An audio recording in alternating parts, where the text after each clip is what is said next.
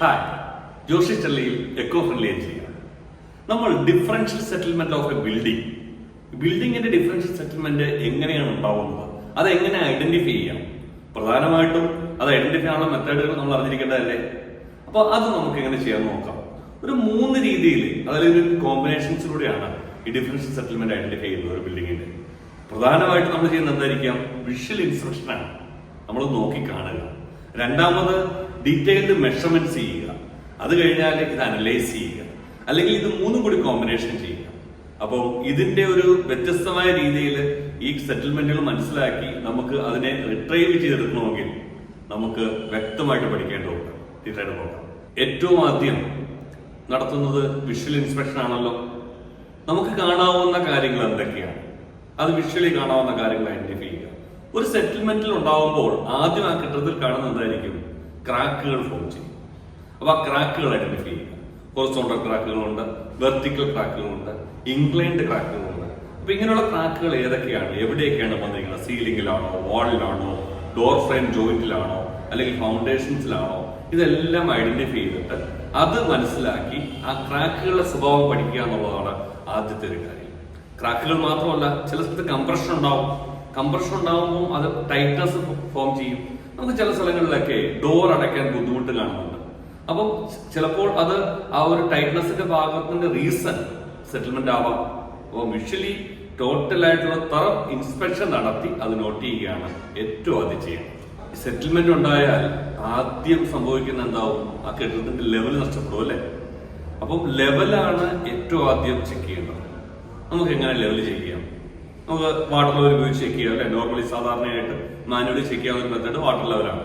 അതല്ലെന്നുണ്ടെങ്കിൽ instrument ഉപയോഗിക്കുകയാണെങ്കിൽ dumpy ലെവലോ അല്ലെങ്കിൽ ഏതെങ്കിലും ഒരു ആക്യുറേറ്റ് ആയിട്ടുള്ള ലെവലിംഗ് ഇൻസ്ട്രുമെന്റ് ഉപയോഗിച്ചിട്ട് നമുക്ക് ലെവൽസുകൾ, സ്ലാബ് ലെവല്, ഫ്ലോർ ലെവല്, അതെല്ലാം ഗ്രിഡ് ബേസ് നമുക്ക് മെഷർ ചെയ്തിട്ട് അതിനൊരു ഡേറ്റ ഉണ്ടാക്കി ഏത് ബിൽഡിങ്ങിന്റെ ഏത് സ്ഥലത്താണ് ഏറ്റവും കൂടുതൽ സെറ്റിൽമെന്റ് ഉണ്ടായിരിക്കുന്നത്, ആ സെറ്റിൽമെന്റ് ഉണ്ടായപ്പോൾ ഉണ്ടാവുന്ന വിഷ്വലി ഉള്ള അഫക്റ്റഡ് ഏരിയാസ് എന്തൊക്കെയാണ് എന്ന് മനസ്സിലാക്കാൻ സാധിക്കും.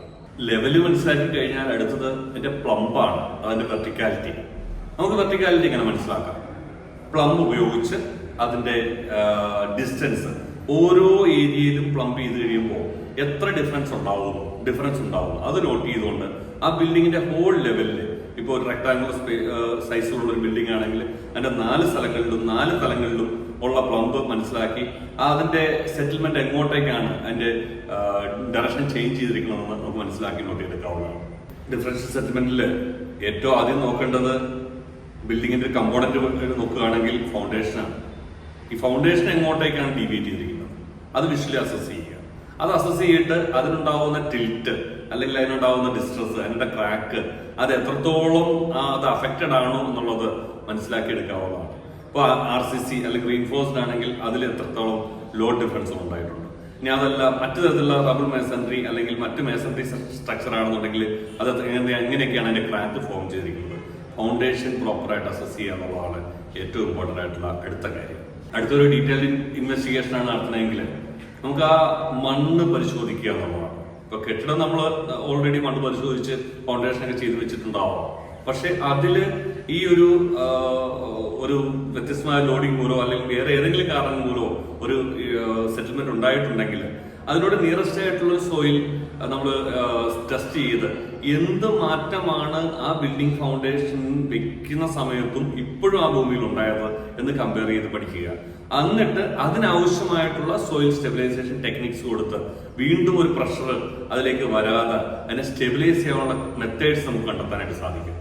ഇനി അതിന്റെ ഇൻസ്ട്രുമെന്റ്സുകൾ ഏതൊക്കെയാന്ന് നോക്കി കഴിഞ്ഞാൽ ഇൻഗ്ലോമീറ്റർ, ഇല്ലെന്നുണ്ടെങ്കിൽ മെഷറിംഗ് ഗേജസ്, ഇതൊക്കെ ബിൽഡിങ്ങിൽ നമ്മൾ ഇൻസേർട്ട് ചെയ്ത് അത് വെച്ച് നോക്കുകയാണെങ്കിൽ കൃത്യമായി പ്രിസിസസ് ആയിട്ടുള്ള ഒരു ഇൻക്ലിനേഷൻ അല്ലെങ്കിൽ സെറ്റിൽമെന്റ് മനസ്സിലാക്കാനായിട്ട് സാധിക്കുന്നതാണ്. നമുക്ക് നമ്മുടെ വീടുകളിലോ കെട്ടിടങ്ങളിലോ അങ്ങനൊരു സെറ്റിൽമെന്റ് ഉണ്ടായാൽ കൃത്യമായി അത് മനസ്സിലാക്കാൻ നമുക്ക് സാധിക്കും വിഷ്വൽ ഇൻസ്പെക്ഷനിലൂടെ.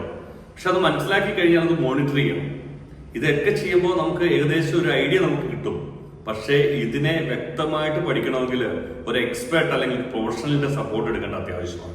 ജിയോടെക്കൽ എഞ്ചിനീയേഴ്സോ സ്ട്രക്ചറൽ എഞ്ചിനീയേഴ്സിന്റെ സഹായത്തോടുകൂടി അത് പ്രോപ്പറായിട്ട് ഇവാലുവേഷൻ നടത്തി ഈ ഡാറ്റകളെല്ലാം അവരെ കൊണ്ട് അനലൈസ് ചെയ്യിപ്പിച്ചിട്ട് ആവശ്യമാണെങ്കിൽ വേണ്ട മറ്റ് ടെസ്റ്റുകളിലേക്ക് നടത്തി അതിന്റെ ഒരു ഇന്റൻസിറ്റി എന്താണെന്ന് മനസ്സിലാക്കിയിട്ട് അതിനുവേണ്ട റെമഡിയൽ മെഷേഴ്സ് ഡിസൈൻ ചെയ്തിട്ട് വേണം ആ ബിൽഡിങ്ങിനെ സ്റ്റേബിൾ ആക്കി നിർത്താനായിട്ട്.